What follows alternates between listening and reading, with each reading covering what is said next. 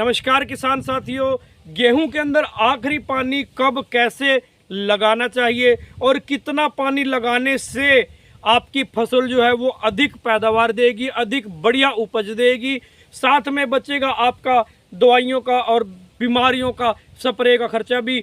इस विषय पे आज हम चर्चा करने वाले हैं, तो बने रहे हमारे साथ। शुरू करते हैं बेहतरीन वीडियो। मैं हूं आपका दोस्त, आपका मित्र युधिष्ठिर, और कर रहा हूं आपसे विशेष चर्चा गेहूं की पानी को लेकर।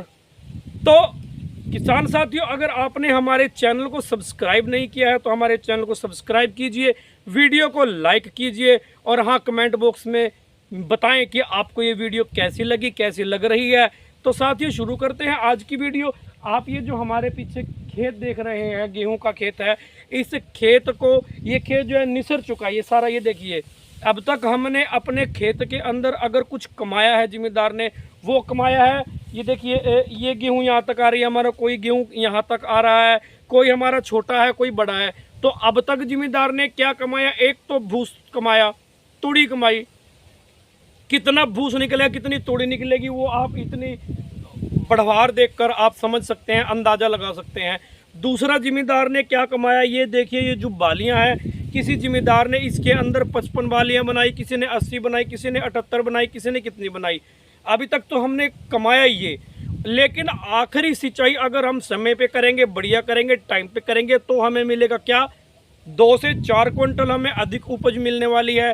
साथ में बीमारी जो है वो नहीं आएगी। वो कैसे नहीं आएगी साथियों? जब हमारी फसल गाभे के अंदर होती है तब हम लोग सिंचाई करते हैं, NPK का स्प्रे करते हैं, तब हम लोग अलग अलग कंपनियों की दवाई डालते हैं। लेकिन उसके बाद जब हमारी गेहूं ऑलमोस्ट निसर जाती है, दूधिया अवस्था में होती है, तब किसान साथियों हम स्प्रे करते हैं और साथ में पानी देते हैं। किसान साथियों, जब हम हमारे जो कल्ले होते हैं, जो हमारे खेत के अंदर फुटाव होता है, वो जो कल्ले निकलते हैं, वो कल्ले अपने अपने पोषण के हिसाब से या तो कोई अधिक मोटा रह जाता है या तो कोई अधिक पतला रह जाता है। अर्थात किसी को अधिक पोषण मिलता है, किसी को कम पोषण मिलता है। तो जब अधिक और कम पोषण के हिसाब से निसारे की अवस्था आती है, तो गेहूं जो है वो गेहूं एकदम नहीं निसर पाती। वो गेहूं कोई तो निसर चुकी है, अभी निसरी है, कोई 10 दिन पहले निसरी है। तो जब हमारा दाना दूधिया अवस्था के अंदर होता है, तब हम इसके अंदर पानी लगाते हैं। अब किसान साथी कहते हैं कि दूधिया अवस्था में तो हम पानी लगा देते हैं। किसान साथियों, जब दूधिया अवस्था के अंदर गेहूं होती है, बालियां निकल चुकी होती हैं, उसके अंदर पूरा खेत जो है वो हमारा निसरता नहीं है। जो लेट निसरा है उसके अंदर कुछ अभी गर्भावस्था से बाहर आ रहा है, कुछ बाहर निकल रही है बाली, कोई पूरी तरह निकल चुकी है। तो जितनी पानी की आवश्यकता है पूरे खेत को नहीं मिल पाता। जो अभी अंदर है, जो अभी गाभे के अंदर है, जो अभी निकली नहीं है या जो निकल रही है, उसे अभी आवश्यकता है पानी की। तो हमने दूधिया अवस्था के अंदर पानी तो दे दिया। इसके बाद जो गेहूं की हमारी ये बालियां, ये हमारी सारी बालियां हैं, इन बालियां, ये जो बालियां निसरगी, पूरी निसरगी, लेकिन जो 15 दिन के बाद निसरी है उसको पानी की आवश्यकता अभी है। उसके अंदर हम पानी नहीं देते, उस अवस्था में हम लोग पानी नहीं देते, जब भी तो हमारी फसल जो है वो जोर नहीं मारती और 3-4 क्विंटल 5 क्विंटल हम दूसरों से पीछे रह जाते हैं, जिनको ज्ञान है, जिनको नॉलेज है। अब हमारी अगेती फसलें जो हैं, जो 187, 222, 29, 63 या 303 या और भी जितनी भी अगेती वैरायटियाँ हैं, वो सारी की सारी लगभग इस पोजीशन पे है। ये आप हमारे पीछे खेत देख रहे हैं, इस पोजीशन पे तो है ही, अर्थात वो निकल गई, निसर गई, उसके अंदर पानी तो दे दिया। लेकिन इसके बाद एक पानी की आवश्यकता जब पड़ेगी, जब हरेपन से पीलेपन में आएगा। अब ये जो दाना होता है ना, ये जो बाल आप देख रहे हैं, इस बाल के निसरने की, ये देखो, इस बाल के निसरने की 3 कंडीशंस होती हैं।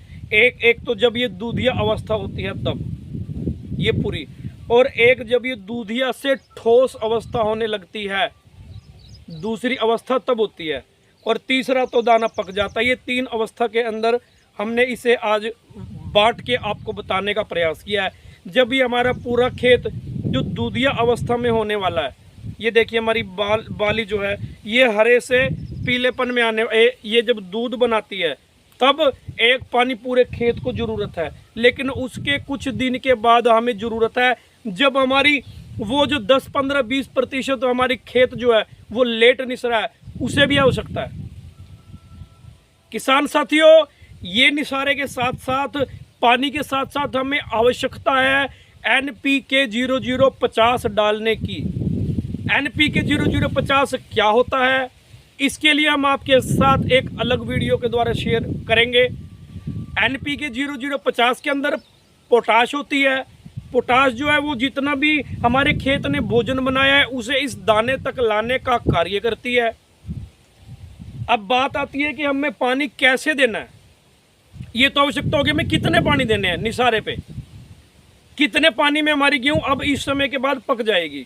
अब अगली अवस्था हमारी ये आती है कि पानी देना कैसे है।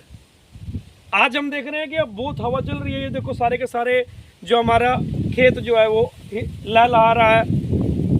अधिक जब हवा चलती है, दिन के समय में हवा जो है वो हमारी अधिक चलती है, तो अगर हमारी दिन में हवा अधिक चल रही है तो हमें कोशिश करनी है या तो सुबह को पानी देना है या तो शाम को देना है। अदरवाइज रात के बार में अगर हम पानी दे देंगे तो द बेस्ट है, बढ़िया है। पानी देना कैसे है, हमें 4 से 5 इंच तक पानी देना है साथियों।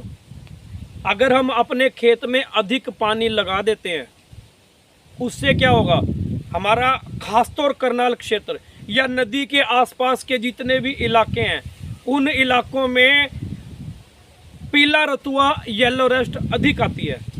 वो कैसे आती है, वो अधिक नमी की वजह से आती है। हमने ट्यूबवेल चला के छोड़ दिया, हमने सोचा बिल तो आना नहीं, ज़्यादा भर भी जाएगा तो कोई दिक्कत नहीं है। तो उससे नुकसान ये होता है कि खेत को पानी अधिक मिलता है, खेत के अंदर नमी अधिक बनती है।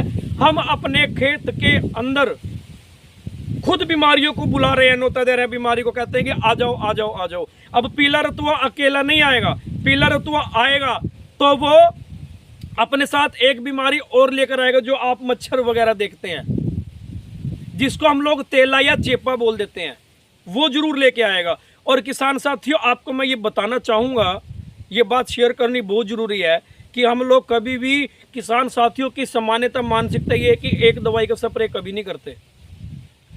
तो अगर हम पानी को 4-5 इंच यानी कि पतला पतला पानी देंगे तो उससे हमारा पीले रतुए की संभावना कम हो जाएगी और वो एक बीमारी दूसरी बीमारी को न्योता देती है कि मैं तो आ गई, भाई तू भी आ जा, भाई तू भी आ जा, वो भी समस्या खत्म हो जाएगी। इसके अलावा पानी देते हुए एक सावधानी और बरतनी होती है, वो ये बरतनी है हमने सावधानी कि जब हम अपने खेत के अंदर पानी दे रहे हैं, इससे पहला जो हमने पानी दिया था उस पानी को देने में और इस पानी को देने में हमने जो अंतर देखना है वो पड़ोसी की तरह है। हमने दिन गिन के नहीं करना, क्योंकि शायद उसका खेत अधिक क्या कहते हैं दोमट मिट्टी वाला हो और हमारा जो है वो दोमट मिट्टी वाला खेत ना हो। उसने 10 दिन पहले गेहूँ बोई है, हमने 10 दिन लेट गेहूँ बोई है, या उसकी वैरायटी अगेती है, हमारी वैरायटी पछेती है, क्या पता कुछ भी फर्क हो सकता है। तो आपने अपनी वैरायटी देख के, मौसम जो है उसको देखते हुए, आपने हवा को देखते हुए पानी देना है, अधिक पानी नहीं देना। और हाँ, जब खेतों को पानी की आवश्यकता है तब जरूर देना है। इससे आपकी फसल 2 से 4, जी हाँ साथियों, 2 से 4 क्विंटल बढ़ने वाली है। लेकिन लेकिन लेकिन हमने पानी देने के अंदर जो अंतराल रखना है वो अंतराल हमें रखना है किसान साथियों, गेहूं का खेत जो है वो नमी वाला होना चाहिए। अगर हमारा खेत गेहूं का नमी वाला नहीं है तो ध्यान रखिएगा मेरे मित्रों, सूखा जो खेत है ना हमारे, अगर 10 एकड़ है तो उसमें से 1 एकड़ अगर सूखा हुआ है, रेतला जिसे बोलते हैं वो है, तो उसमें पानी एक एक्स्ट्रा जरूर लगेगा। क्योंकि अगर सूखे हुए खेत के अंदर हम लोग सिंचाई करेंगे ना, उससे हमारे खेत के अंदर पानी देते ही गेहूं जो है वो बिछने लग जाएगी, गिरने लग जाएगी। और गेहूं के गिरने का एक नुकसान और होता है, हमारी पैदावार पे तो अंतर आता है किसान साथियों। हमारे खेत के अंदर जो तूड़ी बनती है, जो भूसा बनता है, उस भूसे का रंग भी वो इतना बढ़िया नहीं हो पाता, क्योंकि वो नीचे गिर जाती है। तो वो रिपर जो है वो नीचे लगा के तूड़ी बनाते हैं, उससे मिट्टी लग जाती है। मिट्टी से क्या होता है, और भी कई प्रकार की बीमारियां जो है वो गेहूं के गिरने के बाद आ जाती हैं। उससे क्या होता है, हमारी तूड़ी का रंग बदल जाता है, तूड़ी की जो रंग की क्वालिटी है वो नहीं बन पाती। उससे हमें तूड़ी के लिए भी नुकसान होता है और गेहूं के लिए भी नुकसान होता है। किसान साथियों, हमारा जो देश है वो किसान जो है उसकी रीढ़ की हड्डी है देश की। जैसे जवान के बिना काम नहीं है, तो किसान हमारी रीढ़ की हड्डी है। तो हमें अपनी जिम्मेवारी समझते हुए खेत में जो है वो पानी लगाते समय जो सावधानियां बरतनी चाहिए वो जरूर बरतनी है। एक हमारे पैसे की बचत होगी, एक हमारी ईल्ड अच्छी निकलेगी, तूड़ी बढ़िया होगी, तो बीमारी रहित तूड़ी अगर तूड़ी होगी तो उससे हमारे पशुओं को बीमारी भी नहीं लगेगी, हम अच्छी तरह से कार्य कर पाएंगे। ये थी हमारी आज की वीडियो। अगली वीडियो में हम आपको NPK 0050 क्या होता है, NPK 05234 क्या होता है और ये कब हमें अपने खेत के अंदर डालना चाहिए ये जरूर बताएंगे। तो तब तक के लिए मैं युधिष्ठिर आपसे लेता हूँ विदा। नमस्कार।